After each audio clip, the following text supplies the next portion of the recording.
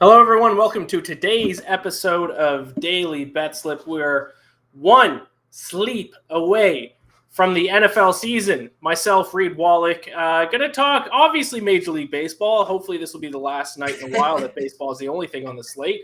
But it is what it is. But we are going to give out our Super Bowl picks as well because, Reed, we have talked about basically every single NFL future that exists. Ranking our quarterbacks, ranking running backs, offensive rookie of the year, defensive rookie of the year. We didn't get to rank punters like I wanted to, but with one night before the NFL season, it's finally time to give out our Super Bowl picks. So we have that later on in the show. And of course, we have our community picks. And our game of the night is my Toronto Blue Jays against the Baltimore Orioles. I was going to wear my Blue Jays jersey. I think it's in the wash, though. So no Blue Jays jersey. I got my party shirt on instead. Reed, how are you? Because you're already 2 weeks, a week and a half into the college football season. And I do want to remind people to check out the early read, which is up on YouTube. Check that out after today's episode. How are you, my friend? How are you feeling about college football so far? Yeah, I'm great. This is like the good time of the year. I know like Christmas is in December, but this is when we really get things rolling. You know, a lot of busy talk. You know, there's been a lot of predictions what this is going to be. And I said this last week before college football. I'm almost like strung out looking at the odds of week one and the regular season win totals and the MVP odds. Like I need like real tangible football in my life, whether it's college or NFL, because I can't keep listening to, well, you know, Tom Brady, he may have retired. He may have had plastic surgery. Like, I need to see Tom Brady play the Cowboys on Sunday Night Football. Right. That's like what I'm looking for. So I'm just happy we're finally here and we can now start talking about what's on the field instead of like, well, I think this is going to happen. Like, this is how I would bet it. Like, let's get some real games here. And, you know, I'll give you my very, very confident Super Bowl prediction in, 20 minutes or so. Yeah, enough of the hot takes, enough of the opinions. It's time to see what's actually going to happen. So yeah, let's see what everyone's made of. Like, let's see some actual results. See who was right, who was wrong. So what are we? 27 and a half hours away from the start of the NFL season. Can't wait. But let's talk Major League Baseball like we've talked almost every day for the past 4 months.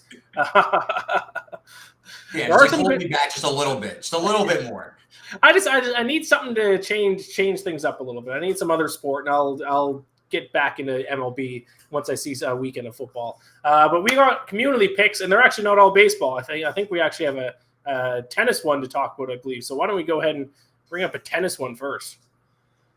Hans Groth, Swiatek in straight sets. That is women's U.S. Open action. Mm-hmm. Reed, do you have any way you can help me out with that one? Yeah, I got a few numbers here. Iga Swiatek, obviously, number one women's tennis player in the world. Before the tournament started, I saw there was a bet on, I think it was FanDuel, like Iga and Simona Halep versus the field, like plus 230. And Simona Halep got knocked out in the first round, which just shows you how, fickle women's tennis is. But Iga has had Pegula's number since, this year. But, I mean, they faced once in 2019, and Pegula got the best of her 1-2-1. But then this year, Iga's taken all 4 sets, one of which was in Miami on a hard court. So I kind of agree here with Iga in straights. I know she's around minus 180. I don't have the odds on what it was to win in straights, but I think plus 130. Yeah, I think that I like what Hans is cooking with here. I think Iga in straights is the look here. So there you go. Iga in straight sets plus 130. I looked it up so I can contribute to this conversation at least a little bit. I'm obviously not a tennis guy. So there you go. Best of luck to you. That's now, I think, 2 shows in a row that we've had a tennis pick from the community. So good looks there. Good to change things up a little bit. But now let's talk baseball. I believe we have 2 baseball picks. I think we're starting off with Sean Mitchelson, I believe, who is now a daily contributor to the show. Thanks, Sean. At DeSoxFan24, keep riding the first 5 D-backs. I'll take them plus 1.5 in the first 5 innings, up minus 142. Padres subpar versus left-handed pitchers and first 5 runs at home. Henry is a 2.38 ERA in 4 starts before being rocked by Philadelphia. I'll keep on the D-backs first 5 train. Yeah, I don't have much of an opinion here. I will say Yu Darvish is lights out at home. His ERA drops from mid-4s on the road to mid-2s at home. Maybe high 2s. I think it's like 2.8. But still, either way, it's 2 different pitchers. So And if you're banking on, the Diamondbacks holding this, to a low-scoring game, maybe. I know you got burned by the Snakes last night, right? Yeah, I'm betting on this game again. I went Padres 2 nights ago. The Diamondbacks won. I went Diamondbacks last night. They were winning in the bottom of the ninth, 2 outs, and allowed a 2-run hit to lose in the bottom of the ninth. So I've actually suffered 3 bad bets or bad beats in 3 straight nights. So I'm not happy with the Diamondbacks right now. So now I'm going to bet on this game again. I'll give out my pick here in a little bit, but yeah, we'll see. First 5 innings is probably the way to go in the series if you want to pick a side. Yeah.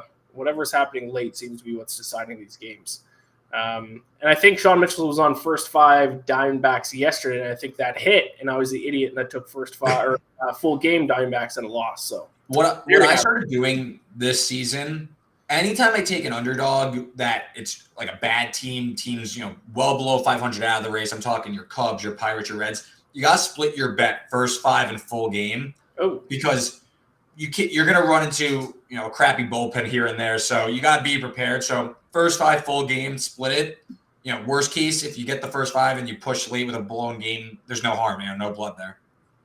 Yeah, so there you go. And there's one final community pick, but it is the same pick that you have, Reed. So let's go ahead and bring up the pick. It is Jeff Winters at Jeff Winters 32. Marlins team total under 3.5, which I'm sure you'll talk about because this is one of your picks as well, Reed. But Marlins offense absolutely terrible as of late. I got the numbers. I go ahead. Read them off to me, Reed. So this is your first pick. You are right there with Jeff. Yeah, so I went plus money on under 3. So under 3.5, you want to take that up to like minus 120, that's fine. I took under 3 at plus 105 because that's just what was available to me at the sports book I am betting on.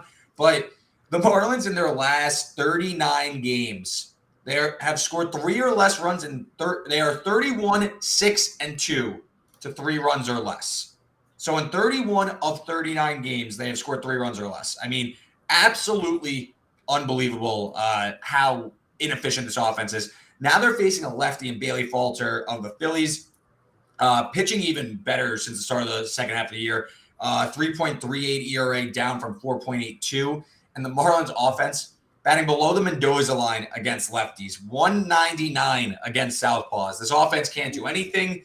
I'm going for the plus money on under 3. 3.5 looks good. I mean, listen, it's hitting at, I can't do the math right now, but 6 times in the last 39 games. And take those odds. This thing is an ATM, so hopefully they get us a winner here.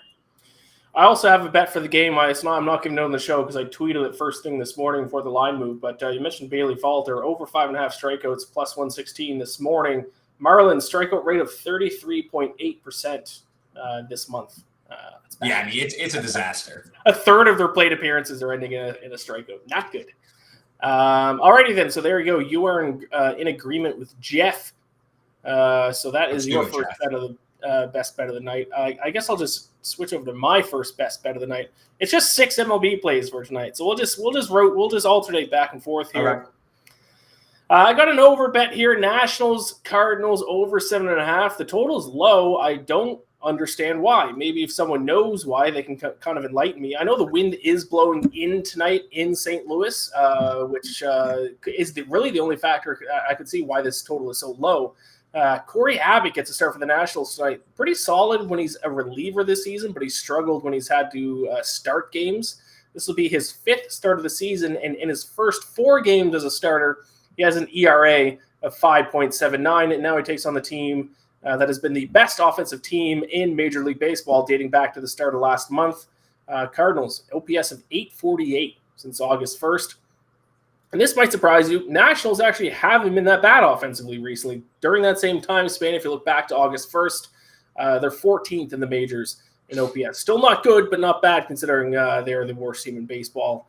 Record-wise, both teams pretty average bullpens, 10th and 18th. So total down at 7.5. Don't understand why it's so low. Am I missing something? I don't know. I'll just take the over, I guess. Yeah, I guess Montgomery's pitching, so I guess yes. The Yankees trade him to the Cardinals and it becomes, Cy Young. So I guess of course, everyone who leaves that organization, it becomes, the best version of themselves. The dumpster fire organization, and anyone who goes to the Yankees ends up being terrible. Frankie Montas stinks now since he got traded to the Yankees. So yeah, don't touch the Yankees. while we're bagging the Yankees, should I just go to my pick because I'm fading the Yankees in my other pick? Go for it. Let's do it. Yeah. So I think it's kind of out of order in how we're doing it behind the scenes. But Twins money line, I saw it's anywhere from plus 165. Oh, Joanne's got it. She's the best in the business. But plus 165. I see some plus 175s out there. Joe Ryan against Garrett Cole. I mean, right now, the Yankees and Twins, they're tied 3-3 in the top of the eighth. So that game's going to end. You have another doubleheader here. And the Yankees lineup is just a disaster. This is the worst it's going to look like all year. Rizzo's on the IL now. Stannon's hurt again. They are 26 in weighted runs created plus since August 7th. What are we doing here? And I get Garrett Cole is a fantastic pitcher, but Joe Ryan's no slouch on the other side, the rookie starter for the Twins. And the Yankees have lost 5 of their last 6 with Garrett Cole starting. So even if Cole pitches well, it doesn't make a difference on winning games. This Yankees team at the moment should not be favored by this much against anyone, especially a playoff contending team like the Twins. So, Yankees win or lose this game early. I'm still taking the Twins at this big number. Minnesota is my second pick. Yeah, I love it. I love fading Garrett Cole. He's fun to fade. They've lost 5 of their last 6. Like, that's insane. And he's probably minus 175 in every single one of them. It's an organization of bums, let's be honest. I actually am a little bit concerned that I live too close to Yankee Stadium. I'm still kind of far away, but it's just like even being anywhere close to Yankee Stadium, I feel like the stink of the stadium and their loserness is going to rub off on me down here. So I think I need to move further away. I need to move to like downtown Brooklyn to get out of here. So just get as far away as possible. They're a bunch of bums. Maybe I should move over to Jersey. I got to get listen, I'm from away Jersey. from the Yankees. We're good people in Jersey. Okay. I like we'll connect offline on Jersey real estate recommendations. All right, sounds good. All right, so let's go to my next pick. You just gave out an underdog. I have an underdog pick for tonight as well. I'm going to go with the Kansas City Royals. Speaking of cities that BetSided people live in or grew up in, Ben Heisler, Kansas City guy. Currently, I'm going to bet on his Royals. Well, he's a Cubs fan, but his local Royals. Underdogs tonight against the Guardians. Cody Morris makes his second career start for the Guardians tonight. His first didn't go so well. He gave up 4 hits, 2 walks, and 2 earned runs in only 2.0 innings pitched. He'll face off against Zach Greinke of the Royals, who's been strong in recent starts, actually. He's only allowed 3 earned runs in his last 16.1 innings pitched. He's also had 2 starts against the Guardians already this season, giving up just 1 earned run at 10.2 innings pitched. And this might surprise you, but the Royals have actually had a better OPS since the beginning of last month, 691 in OPS dating back to August 1st. Guardians down at 643. So Royals home underdogs tonight. I think this is a little mispriced game. I think people are just kind of overvaluing the Guardians because they're holding on to that division. But hey, I'll take the Royals plus 121. Yeah, I was going to bet on the Guardians, and then I looked into Morris and all that, and I was like, no need at the moment. We're good. Also, like, this slate is just so small because obviously all the day baseball and stuff that, trying my best to find some bets. And, I was between the Guardians and then my last bet, which is a money line parlay. Got to plus money, but I like doing a money line parlay. Yeah. Okay, let's hear it. Bill Simmons, cousin Sal action. But Javier Assad of the Cubs, that's basically the anchor of this whole bet. I threw in the Mets with DeGrom in the second half of their doubleheader. Their bats woke up in the afternoon against Pittsburgh. I think that they're going to take care of business tonight, get back on track, get that NL East lead back up as the Braves are hopefully still losing. They don't lose very often. But let me tell you about Javier Assad of the Cubs. He's only made 2 starts, but they've been damn good ones. Shut out the Cardinals over 4 innings. And he shut out the Blue Jays over 5 innings. Then he made a relief. He let up 1 run. And now we're getting to fade Mike Minor.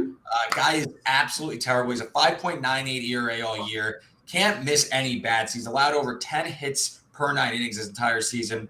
Cubs offense has been fine over the past month, 20th in weighted runs created plus. So I'm just taking this nice young pitcher in Assad. I don't want to lay minus 145, though. So I threw the Mets in there with DeGrom. He's minus 350. Get you plus 115. Avoid some juice when you're taking a rebuilding team like this. So Cubs, Mets, money line is my third and final MLB bet. Thank God football's back, so we don't have to scavenge for MLB, 5-game MLB slates. Speaking of the Mets, as a Mets fan yourself, are you hitting the panic button? No. All right. It's not a panic button because, like the Yankees, if they were to lose the division, like that is an absolute meltdown. Right.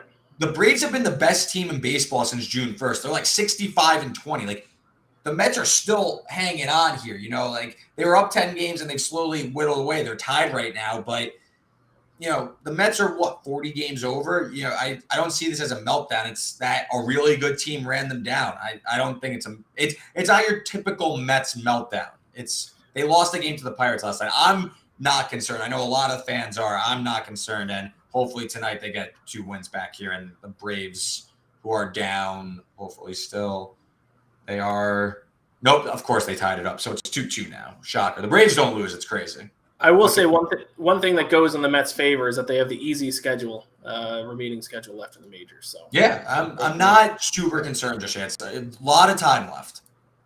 Okay, I already gave an over bet earlier. I'm back on another over. Diamondbacks Padres, and this is the game that I mentioned. I 0-2 on this series so far. I was on the Padres, the Diamondbacks won. I was on the Diamondbacks, the Padres won. So let's just get off his side. Let's go total. See if I can get a little bit better luck here. Diamondbacks, 7th in majors and OPS dating back to August 1st. Padres are 9th. So there you go. We got 2 top 10 offenses dating back to the start of last month. Check. Tommy Henry making his 7th career start. He has a 4.83 ERA. So that should lead to some runs. I don't see him pitching a shutout. Check. Yu Darvish, good. Yes, but he allowed 3 earned runs in his last start against the Diamondbacks.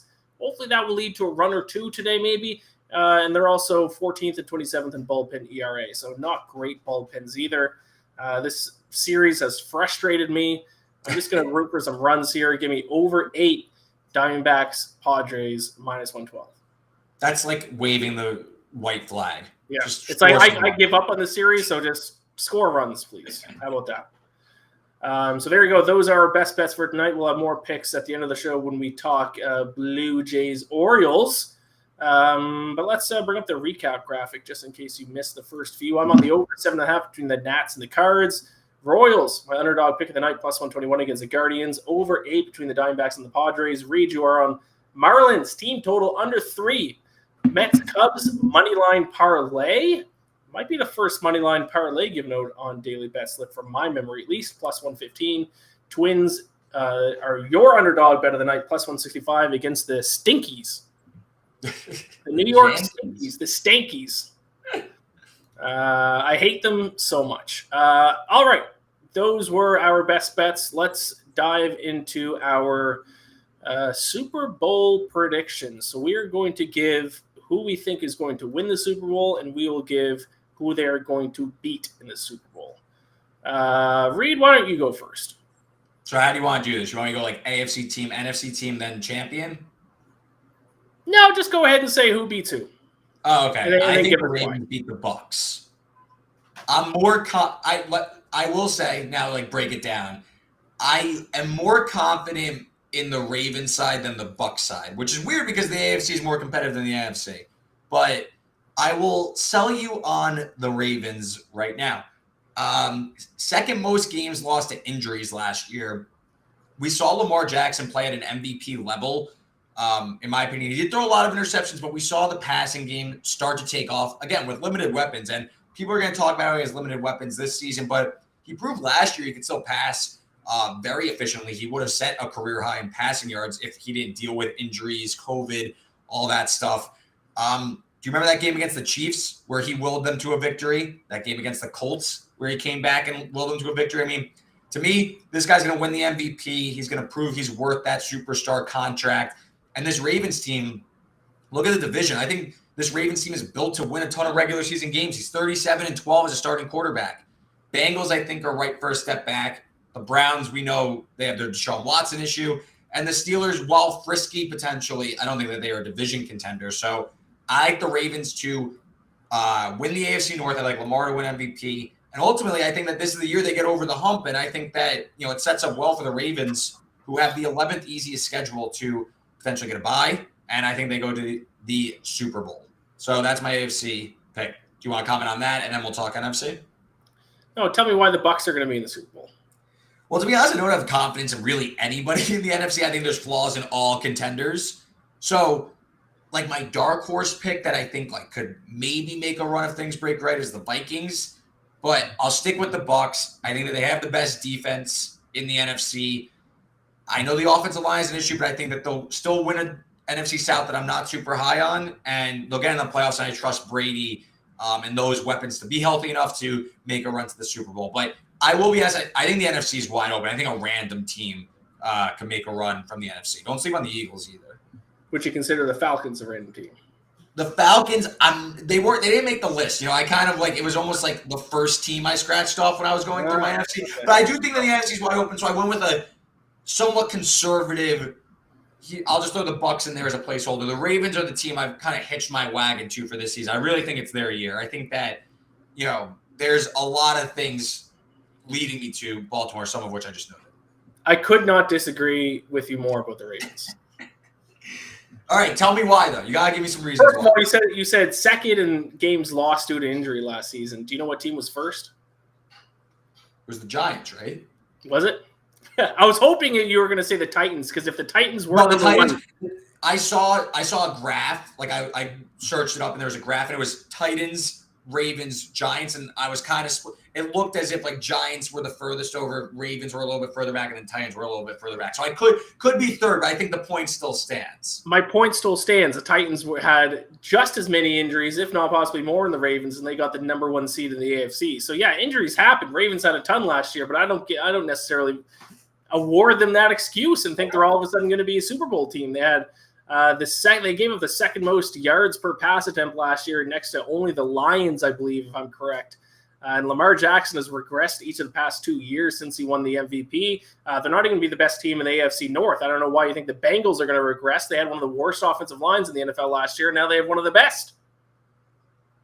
I just think a lot of things broke the Bengals' way. I'm not just like jumping to anoint the Bengals. I'm not going to say the Bengals are going to miss the playoffs. I just think that going to slow my roll a little bit before I start calling the Bengals like the team of the AFC or anything. I also think if we're just talking AFC as a whole, the AFC West might just beat up on each other. One of those teams is going to miss the playoffs at least. Right. I just think that you can maybe get a team that has been through some wars a little bit more, and maybe Baltimore things break their way. So, all right. And also the Bills being looked at as also a little. They got to off the court yet. Ravens are certainly a popular team, and if they are good, if they are a Super Bowl contender, I'm going to look pretty stupid by the end of the year because I've certainly. And how smart I look. Right, correct, and yeah, I've shit talked them quite a bit this offseason. So I'll give my Super Bowl pick out now. From the NFC, you got the LA Rams. I think they're extremely underrated. Even though they just won the Super Bowl, they're returning most of their roster. They lost Von Miller, gained Bobby Wagner, lost Robert Woods, gained Allen Robinson. So they will win the NFC again this year. They're not going to win the Super Bowl, though. They're going to lose the Super Bowl to the AFC champion, the Indianapolis Colts, who for a stretch of about 3 to 4 games last year, people were calling the Colts true Super Bowl contenders. Obviously, they fell off by the end of the year, but you're taking almost the exact same roster. You're subtracting Carson Wentz, who's an absolute bum, and you're adding former MVP Matt Ryan, who is the most underrated quarterback. Former is the key word. Former and potentially future MVP Matt Ryan, who is built to play in a system like this where he doesn't need to win games by himself. He has a run game for pretty much the first time in his entire career. He has an offensive line. He has a defense. He's a game manager. He will lead the Colts to the playoffs, and this is a team that is built to succeed in the playoffs once they get there. So the Indianapolis Colts, 22-1, I believe, at FanDuel. You might want to shop around, though, see if you can get a little bit of better odds. But the Indianapolis Colts will defeat the LA Rams at Super Bowl 57. Yeah, I don't know. What do you mean? Can't see. I don't see the ceiling of a Super Bowl contender. You know, you're talking upside. You're talking if Lamar Jackson can put it together and put a fully healthy season together. And I think he's grown as a passer. I know he threw a lot of picks last year, but I think that it's part of the process of him becoming a better passer. That's where I see the ceiling with the Ravens. I don't see that ceiling for Matt Ryan. And my only concern is, and the Rams are, I feel like the Rams are in a similar vein. I consider the Rams in a similar vein like I did the Bucs. I do feel like the shallow roster of the Rams, it just feels like so many things broke their way again in the Super Bowl where, I don't believe necessarily in like repeat Super Bowl champions, repeat Super Bowl contenders. It just feels like it doesn't work out like that in the NFL. And the Rams, they're relying on like 6 or 7 guys. There's a big drop off in the roster. I just feel like they're due for some injury regression. I do believe in those type of things. I subscribe to those theories. So the Rams were a team I left off. I just think that, Matt Stafford's elbow concern, I don't know. I think there are some red flags with the Rams heading into the season. But I agree, they are very talented. I don't know how you can say things broke their way. They beat the Packers. They beat the Buccaneers in the playoffs. What else do you want? It's not like they played easy teams. Oh, sorry. You're right. They beat the 49ers. No, I just think that they beat the Buccaneers.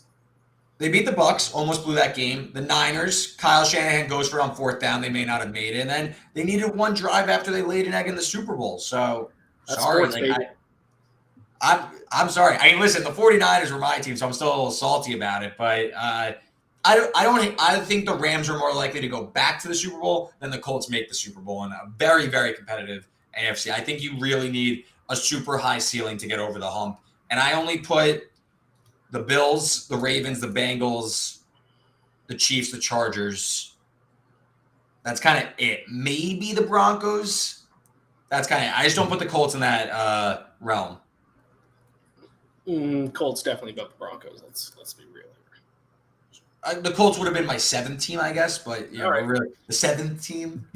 All right, so there you have it. We are just over 24 hours away from the opening kickoff of the NFL season. You have our Super Bowl picks.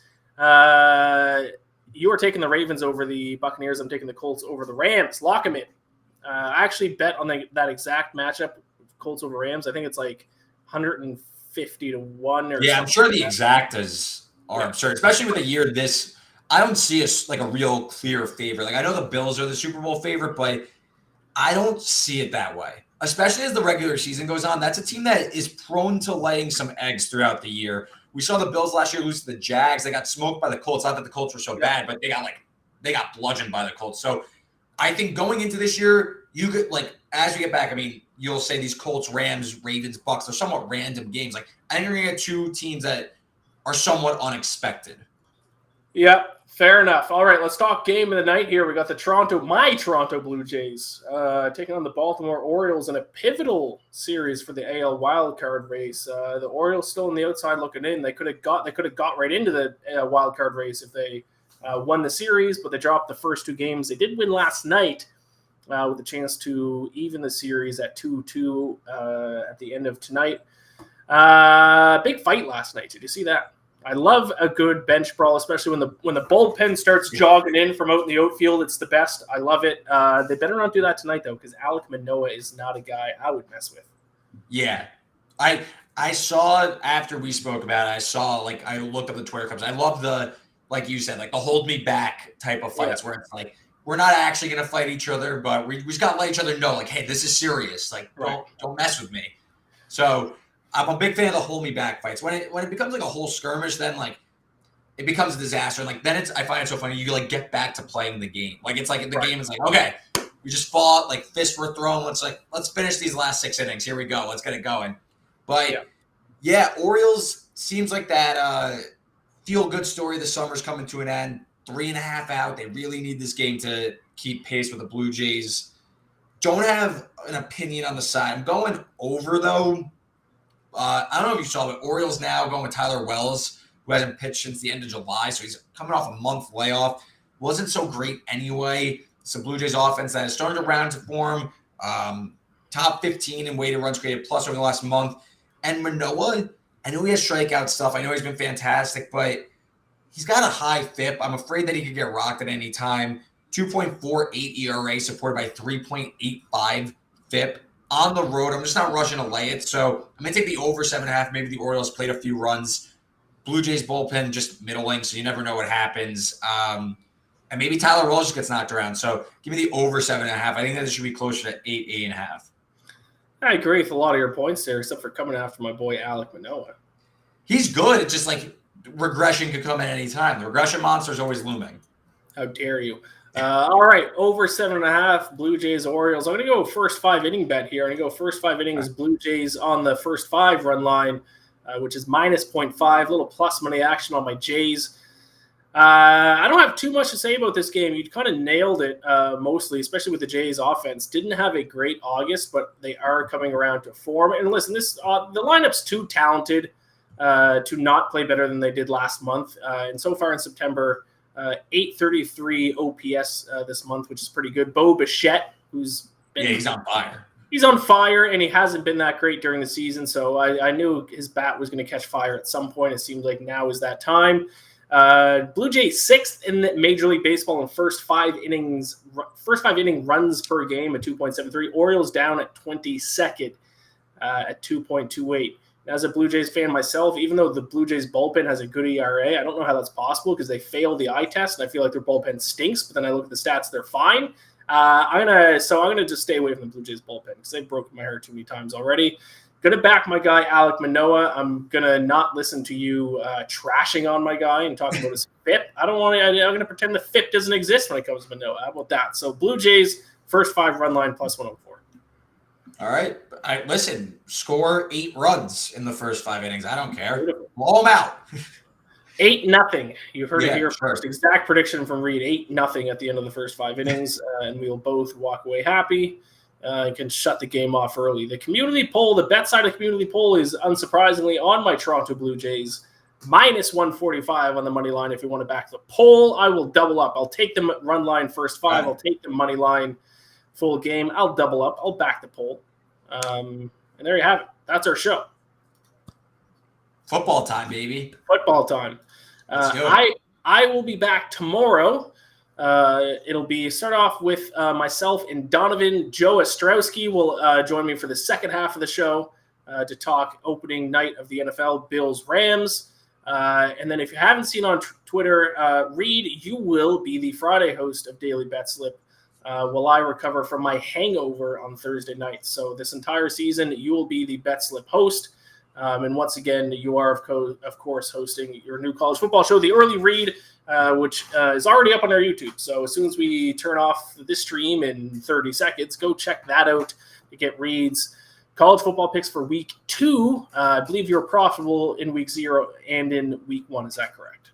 Yeah, so far so good. 12-9 on the year, plus 3.6 units so far. So, we're not breaking the bank yet, but listen, profit's profit. We move on, and that's great. And just check out live stream is Tuesdays at 1 p.m. Eastern. Make sure you just like and subscribe to BetSided below, and you just get notified every time I'm coming on. So that works. And Ian, I'll take the reins on Friday. Did you have a bet on Clemson Georgia Tech on Monday night? I did, and I saw your tweet trashing Clemson laying the points, and I waited. It seemed like you were self-aware when you said I think you tweeted I made a mistake, and I had Clemson with the points, and I was just like, by the time I was going to tweet back at you, you had already acknowledged how poorly this was going. But yeah, I probably should have known before I bet the game. I should have known how the first half was going to go. I could be like, okay, I bet on Clemson. DJ's the quarterback. This can go poorly, but hey. We settled in. My handicap was right in the game. Georgia Tech's offense was not going to be able to move the ball, and they did it. They got nothing going. This happens in college football that bugs me. It happens occasionally in NFL, but maybe not to this extreme, where a team will look like crap for 3 quarters, all of a sudden put up 1,000,000 points. Who was it? Appalachian State, or who was it who scored 40 points in the fourth quarter last week? App State scored 40 points in the fourth, but they still lost. They still lost, but that's what I mean. Teams in the NFL, no team scored 40 points in one quarter. No, it seemed like that Georgia Tech bet. I was like, yes, this is the right side. I'm so smart. I big brain this game, and then I look later and Clemson's up 1,000,000 points. Just college football sometimes, especially when it's a lopsided matchup. The better team does eventually weigh on the worst team, and the trenches take over, and the size and the skill really shows in the second half.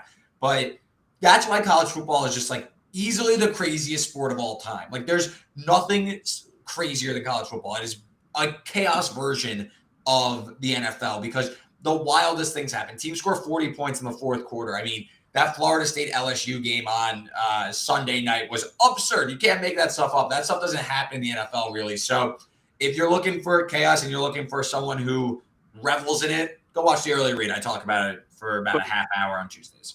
Boom, way to tie that in. I will give a shout out to in the YouTube chat. Barwick's is Orioles Blue Jays over, so he is doing 8-0 or after she, 5. I don't want to assume their gender. Does agree with you on the over? Yeah, let's do it. What a perfect way to end the show. Check out the early read right now. We're done. I will see you tomorrow. Myself, Donovan, and Joe O. Thank you all for watching today. Best of luck with your bets tonight. Gamble or bless. See you tomorrow.